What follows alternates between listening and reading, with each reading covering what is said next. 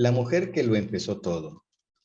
Allá en el libro de Jueces, capítulo 2, verso 10, dice, y murió también toda aquella generación, por lo que la generación que se levantó después no conocía a Jehová, ni la obra que él había hecho por Israel. Sucedió que, si recordamos, cuando Moisés llegó a la frontera de la tierra prometida, delegó el liderazgo a Josué. Y Josué introdujo a la nación de Israel a la tierra prometida. Lideró esa nación y conquistaron todo el reino. Y esa generación sirvió a Jehová. Pero algo pasó y cuando esa generación murió, se levantó otra generación. Y esta generación no conocían a Jehová, ni la obra que él había hecho por Israel. Entonces, en el libro de Jueces vemos un paulatino deterioro de la sociedad y vemos incluso algunas cosas que son bastante sorprendentes de cómo la maldad fue creciendo en la nación de Israel. Porque claro, se olvidaron de Dios, se olvidaron de su ley y la maldad es como la mala hierba. La mala hierba crece sin necesidad de que uno la cuide. Y entonces la nación de Israel cayó en una depravación bastante fuerte, cayó en una depravación bastante fea, a tal punto que leemos en el libro de Jueces cosas que son sorprendentes, que uno dice, wow, cuánta maldad había en esta gente. Y es en ese contexto que comienza el libro de Samuel, con una mujer, con Ana. Entonces hoy nos vamos a detener un poquito a estudiar la vida de Ana y cómo el impacto de Ana fue tan grande que volcó el corazón de la nación de Israel hacia el Señor. Y el primer punto es que Ana no se conformó a su realidad. Vemos el contexto y es un pueblo bastante depravado. Es un pueblo que se ha alejado del Señor. Es un pueblo que, bien dice en el libro de Jueces, cada quien hace lo que mejor le parece. Es decir, no hay ley. Capítulo 1. Solo vamos a leer algunos fragmentos. Hubo un varón que se llamaba Elcaná y él tenía dos mujeres.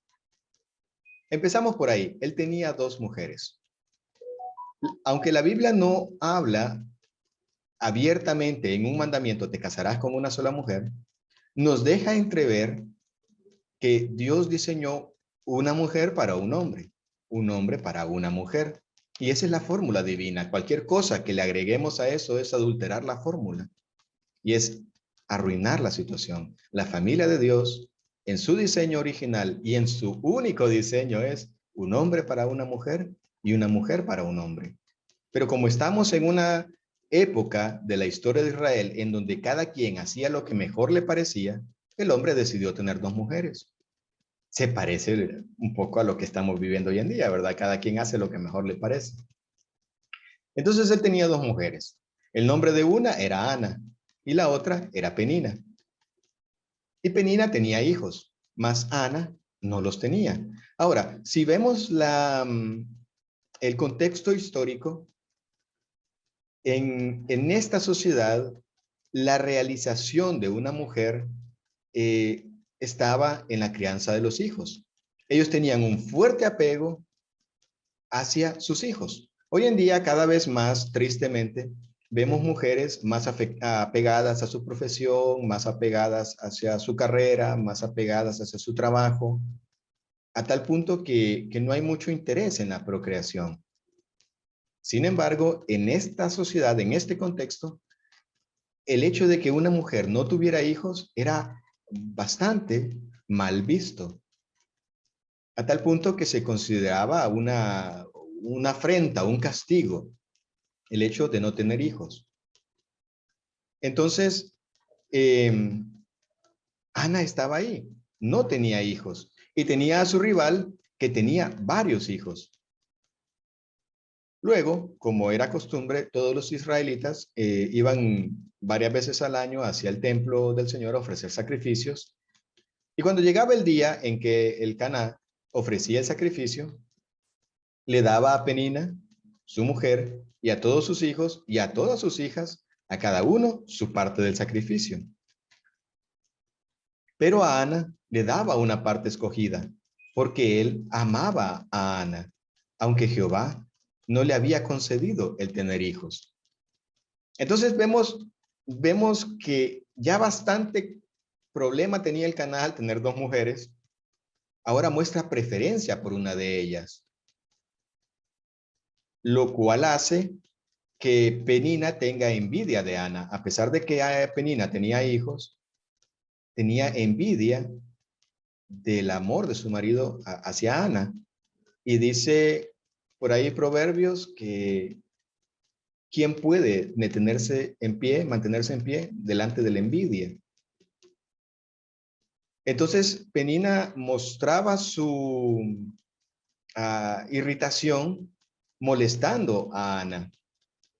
Y decía, su rival, o sea, Penina, irritaba a Ana, haciéndola enojar y entristeciéndola, porque Jehová no le había concedido el tener hijos. Entonces Penina le estaba sacando en cara y sacando en cara y sacando en cara día tras día a Ana el hecho de que no tenía hijos, o sea, le estaba haciendo la vida imposible. Y así era cada año, dice. Cuando subían a la casa de Dios, al templo, Penina irritaba a Ana. Ahora, observemos esto por un rato. Cuando uno va al templo, ¿a qué va el templo del Señor? Va a adorar a Dios, ¿no? Sin embargo, esta mujer iba y en lugar de adorar a Dios, se ponía a molestar a la otra esposa de su esposo, a su rival. Entonces, esta gente es como esa gente que va a la iglesia, sabe Dios por qué, pero no van a buscar al Señor, van a otras cosas. Entonces, así Penina iba al templo del Señor, pero en lugar de ponerse a adorar a Dios, se ponía a estar molestando a Ana. Y la irritaba día tras día, día tras día. Era una gotera continua. Por lo cual Ana lloraba y no comía. O sea, porque Ana quería tener hijos y no podía. Entonces mostraba su frustración, se desahogaba llorando, e incluso hasta el hambre se le quitaba. Era una situación bastante difícil. El Caná, su marido, le decía, Ana, ¿por qué lloras? ¿Por qué no comes? ¿Por qué está afligido tu corazón? ¿Acaso no soy mejor yo que 10 hijos? Ahora, el Caná sigue siendo un esposo no muy diestro en estos asuntos, porque yo me imagino que él bien sabía que era que Penina la estaba molestando, debió haberla puesto en cintura. Para empezar, debió haberse casado solo con una mujer, no con dos. Y ya que cometió el error de casarse con dos mujeres, pues entonces no mostrar preferencia. Aquí hay un tercer error del Caná. Debió haberse puesto firme y poner las cosas en orden. Ese es el rol que Dios le ha dado al hombre. Dios le ha dado un rol al esposo y es dirigir, gerenciar, no hacerse el loco, no hacerse el desentendido. Pero bueno, entonces llegó un día que Ana se levantó después de haber comido y bebido en Silo, donde estaba el arca de Dios, y ella con amargura de alma oró a Jehová. Ana llegó a un momento en donde su dolor se convirtió en amargura. Hace varios meses atrás estuvimos hablando acerca del perdón y de cómo el perdón nos libra del dolor ocasionado por el pecado de otra persona. Ahora, si nosotros dejamos que esa herida que nos hizo otra persona se infecte, entonces ese dolor se convierte en amargura. Y la amargura es un hongo, es pus, es una infección que se come, que nos come por dentro. Entonces Ana llegó a ese punto donde su vida estaba llena de amargura. Entonces ella fue y oró a Jehová. Ahora, hermanos, no sé cómo resaltar lo suficiente esta frase. Ella fue y oró a Jehová. Y nosotros que conocemos el final de esta historia, porque ya la hemos leído, yo sé que ustedes ya la leyeron, nos damos cuenta de que fruto de esta oración, la nación entera de Israel volvió su corazón al Señor. Ella oró a Jehová. Y ahí es donde vamos a empezar. Y ahí es donde, donde empezamos compartiendo este año. Ella oró a Jehová. Y como hoy estamos hablando principalmente de las hermanas, de las damas, pues las animo a que en su vida pongan esta meta. Que cuando las futuras generaciones recuerden a su madre y a su abuela, digan, ella oraba a Jehová. Que cuando alguien diga una característica de su vida, diga, ella oraba.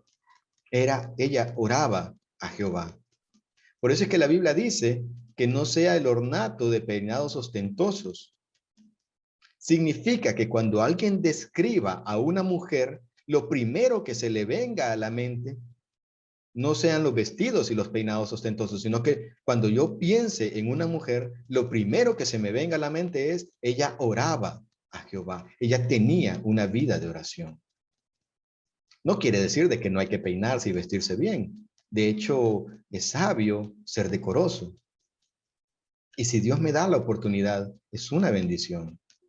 Sin embargo, la principal característica de nuestras vidas debe ser nuestra devoción a Dios.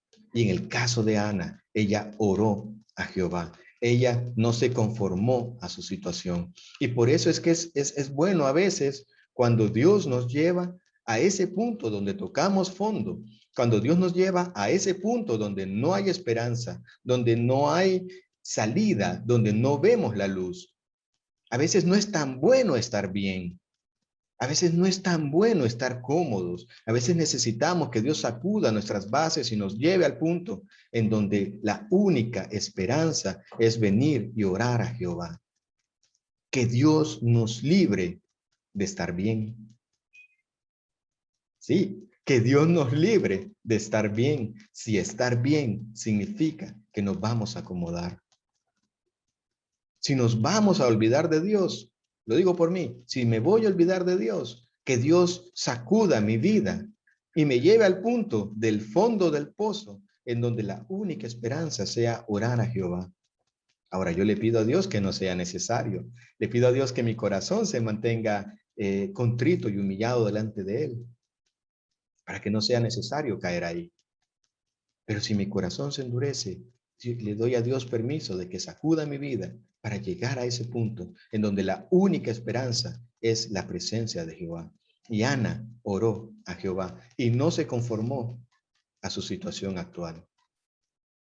Ella buscó ayuda en el lugar correcto. Hermanos, hermanas, no estamos en el lugar donde queremos estar. No nos sentimos bien, no nos gusta el lugar. ¿Hay algo en nuestra vida que no está bien? Busquemos ayuda en el lugar correcto. Que Dios sacuda nuestra vida para reconocer que necesitamos ayuda, pero buscar esa ayuda en el lugar correcto. Y es que nosotros muchas veces buscamos ayuda en nuestras habilidades. O sea, tengo un problema y confío en mis habilidades. Tengo un problema y confío en mis amigos. Tengo un problema y confío en mi huaca, en mi cuenta de ahorros. Hay un salmo que dice, confían en carros, confían en caballos, mas nosotros confiamos en el nombre de Jehová. Ellos flaquean y caen, mas nosotros permanecemos en pie. Pongamos nuestra confianza y busquemos ayuda en el lugar correcto. El lugar correcto es la presencia de Jehová. Y ella con amargura de alma oró a Jehová y lloró abundantemente. E hizo voto diciendo, Jehová de los ejércitos, si te dignares a mirar la aflicción de tu sierva y te acordares de mí y no te olvidares de tu sierva, sino que dieres a tu sierva un hijo varón, yo lo dedicaré a Jehová todos los días de su vida. Acá veo humildad, acá veo determinación y acá veo especificidad. Ella fue específica en su petición. Estaba afligida. Y dijo, Dios, no soy digna, pero si tú te dignares en mirar mi aflicción, si tú quisieras acordarte de mí y me dieres un hijo varón, que es lo que te estoy pidiendo, yo te lo dedicaré a ti. Todos los días de su vida te servirá. Mientras ella oraba largamente delante de Jehová, Elí estaba observando la boca de ella. Pero Ana hablaba en su corazón y solamente se movían sus labios y su voz no se oía. Así que Elí la tomó por ebria. ¿Quién es este Elí? Elí es el sumo sacerdote. Ahora, si hemos estudiado un poco la Biblia, nos vamos a dar cuenta que el sumo sacerdote tenía la responsabilidad de interceder ante el Señor por el pueblo. Era una responsabilidad muy grande. Jesús es nuestro sumo sacerdote. Él intercede por nosotros. Elí era el sumo sacerdote. Sin embargo, él no tenía una relación con Dios. Él probablemente no es salvo. Y al no tener una conexión con Dios y al no tener una relación con el Señor, él no sabe distinguir cuando una persona busca del Señor y la toma por ebria. O sea, como que ella estaba borracha y la juzgó. La juzgó sin antes haber escuchado su corazón. Ahora, me llama la atención la oración de Ana. Miren, hay muchas formas de adorar, hay muchas formas de buscar al Señor, pero no siempre es el que más grita, el que primero se le escucha. Ana ni siquiera se escuchaba su voz. Dice que su voz no se oía. No necesitamos ser, miren, para orar a Dios, no necesitamos ser elocuentes. O sea, a Dios no lo vas a sorprender con elocuencia, con oratoria. A Dios no lo vas a sorprender. O sea, a Dios no le impresiona eso. O sea, palabras rebuscadas y palabras que ni siquiera entendemos podrán impresionar a las personas, pero a Dios no le impresiona. A Dios lo que le impresiona es la sinceridad de corazón. Ser genuino con tus palabras. Si decir, Dios, yo no te creo, pues díselo sinceramente, yo no te creo. Dios, yo considero de que es más importante mi trabajo. O sea, pero decírselo, o sea, no ocultarlo, de todas maneras Dios lo sabe. Dios, mi dinero es mío, pero yo sé que tu palabra dice que no lo es. Entonces ayúdame a entender. Entonces la sinceridad es muy importante delante del Señor. Ser sinceros y ser humildes. Pero ahí estaba Elí. Elí la mira y la mira que estaba de llorar y en lugar de conmoverse dice, esta está ebria. Y entonces la regaña, ¿verdad? Le dijo, ¿hasta cuándo estarás ebria? Digiere tu vino. Y Ana le respondió diciendo, no, señor mío. Solo soy una mujer atribulada de espíritu. Ni siquiera he bebido vino ni sidra, sino que he derramado mi alma delante de Jehová. No tengas a tu sierva por mujer impía, porque por la magnitud de mis congojas y de mi aflicción he hablado hasta ahora. Fíjense qué bonita la actitud de Ana. Él está hablando al sumo sacerdote. Ella la trata con respeto, a pesar de que el sumo sacerdote no era digno, a pesar de que el sumo sacerdote no cumplía con su rol. Vamos, el mundo le dice a las mujeres, desde chiquitas, si ustedes ven los canales para niños, desde chiquitas le dicen a la mujer, revélate a la autoridad, revélate a la autoridad, revélate a la autoridad. Y acá tenemos una mujer que está rodeada de autoridad que no es digna, su esposo no es digno, su sumo sacerdote no es digno. Estas autoridades no modelan el Espíritu de Dios, sin embargo ella no se revela, sino que ella en mansedumbre le dice, no, Señor mío, por favor no me juzgue. Soy una mujer atribulada de espíritu. Por la magnitud de mis congojas y de mi aflicción, he hablado hasta ahora. Y Elí le respondió y le dijo, hija mía, ve en paz, y el Dios de Israel te otorgue la petición que le has hecho. De nuevo, no puedo enfatizar No puedo enfatizar la importancia de esta oración. Elí era el sumo sacerdote. Es cierto, no es cristiano, es cierto, él no fue salvo, él no era digno de ser el sumo sacerdote. Sin embargo, él era el sumo sacerdote. Por eso Pedro, allá en el Nuevo Testamento, le dice, sepulcro blanqueado, le dice entonces le dice a alguien, así te diriges al sumo sacerdote. Entonces Pedro se retractó y le dijo, hermanos, perdónenme, no sabía que él era el sumo sacerdote. Porque nosotros tenemos que respetar la autoridad, a pesar de que la autoridad no sea digna. Ahora me podrán decir, sí, pero Jesucristo sí les decía sepulcros blanqueados. Sí, pero es que Jesucristo es Dios y sobre Jesucristo no hay nadie. Nosotros no somos Jesucristo, nosotros no somos Dios, nosotros no tenemos esa potestad. Entonces, Elí, a pesar de que no era una persona digna, a pesar de que no cumplía con su rol, él seguía siendo el sumo sacerdote y su bendición tiene poder. Entonces, Ana consigue, por decirlo así, la bendición del sumo sacerdote. Es una bendición especial. Y el sumo sacerdote le dice, Dios te otorgue la petición que le has hecho. Y 3, Ana amó más a Dios. Pasó el tiempo, quizás 1 año o 2, creo que 3. Y Ana tuvo a su hijo, lo destetó.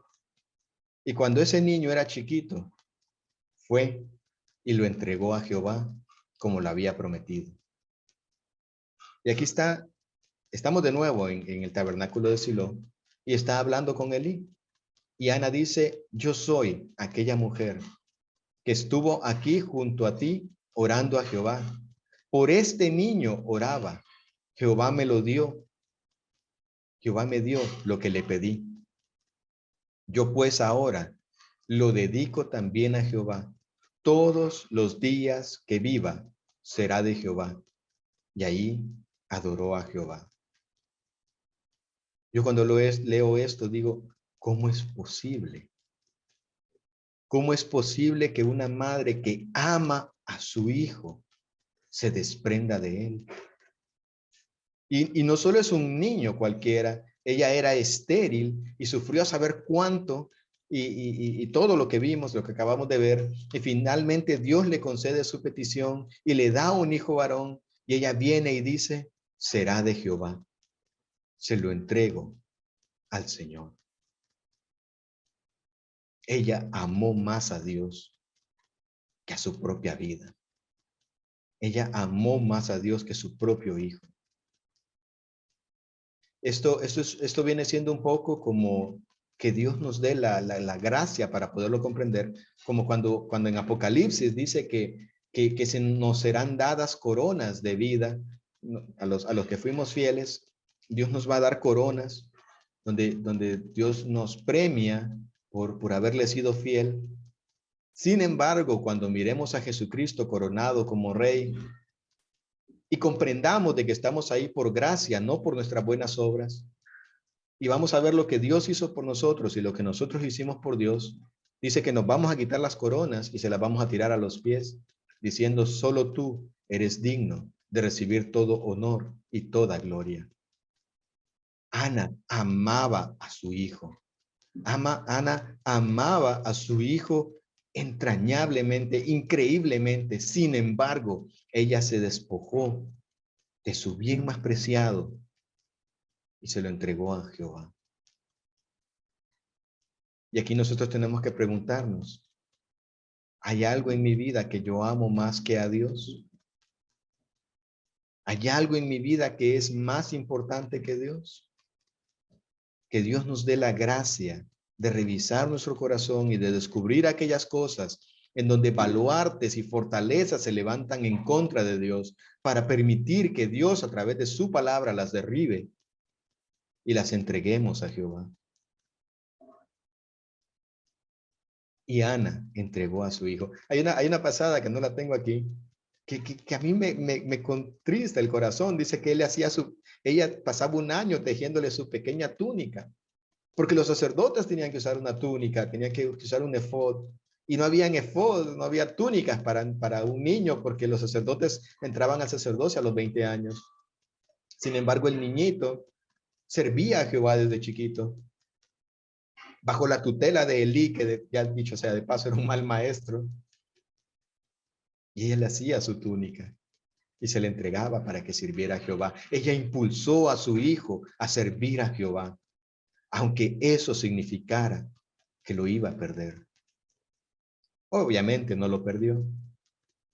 De hecho, Samuel llegó a ser el primer profeta de Jehová. Fue el último juez. Y este fue el resultado. Y todo Israel, desde Dan hasta Berseba, conoció que Samuel era fiel profeta de Jehová.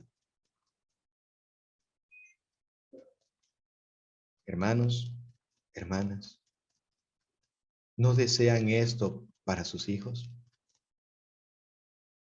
¿No desearían ver a sus hijos y a sus nietos como hombres que sirven al Señor? Ella pagó un precio muy alto, pero ella vio con sus ojos cómo Samuel se convirtió en el profeta del Señor. Y cómo toda la nación de Israel reconoció que Samuel era profeta de Jehová. Ana pagó el precio. Ana estuvo dispuesta a pagar el precio. Que nosotros estemos dispuestos a pagar el precio que nos toque pagar. Para que nosotros impulsemos a nuestra familia a servir al Señor. Porque nosotros somos los llamados, no nuestro cónyuge, no nuestros hijos. Somos nosotros los llamados a impulsar a nuestra familia al Señor. ¿Y cómo? Tomando el ejemplo de Ana, orando y pagando el precio. Hay padres que quieren retener a sus hijos y no les dejan libertad para servir al Señor. Yo he conocido casos de padres que dejaban a sus hijos ir a la disco y después no los dejaban ir a la iglesia. Y uno dice, o sea, ¿qué pasa, no? O sea, ¿por qué sí a la disco y a la iglesia no? Padres cristianos, ¿no? Bueno, a ver qué tipo de cristianos. Estemos dispuestos a pagar el precio. Luego pasaron 20 años y todo el pueblo de Israel buscaba con ansiedad al Señor. Ana fue el guijarro que comenzó la avalancha. Ella no sabía, cuando ella estaba orando, pidiéndole al Señor un hijo varón, yo creo que ella no alcanzó a ver todo lo que iba a pasar. Ella oraba y le decía, dame un hijo varón, Señor, mira mi aflicción, Señor. Por favor, considera la calamidad de tu sierva. Dame un hijo. Y ella no estaba viendo que ese hijo varón que Dios le iba a mandar cambiaría el corazón de una nación completa hacia el Señor. Es como que nosotros oráramos hoy, Señor, por mis hijos, Señor, por mis hijos, Señor, por mis hijos, y Dios esté apartando a uno o a dos de nuestros hijos para volver la nación de Honduras hacia el Señor. Y que de aquí a 20 años todo el pueblo de Honduras busque con ansiedad al Señor. Y todos digan, Señor, por favor, ten piedad de nosotros. ¿Lo alcanzan a ver, hermanos? ¿Lo alcanzan a ver? Se necesita fe para poder ver algo así. ¿Se imaginan el pueblo de Honduras buscando al Señor? ¿Se imaginan a nuestros líderes, a nuestros políticos buscando al Señor? Se requiere fe. ¿Por qué no ser nosotros esa piedra que provoque la avalancha? Conclusión, sea un hombre o una mujer, si no se conforma a su status quo, sino que por el contrario busca a Jehová en su vida, puede convertirse en el guijarro que provoque la avalancha. que nuestra vida inspire a las futuras generaciones.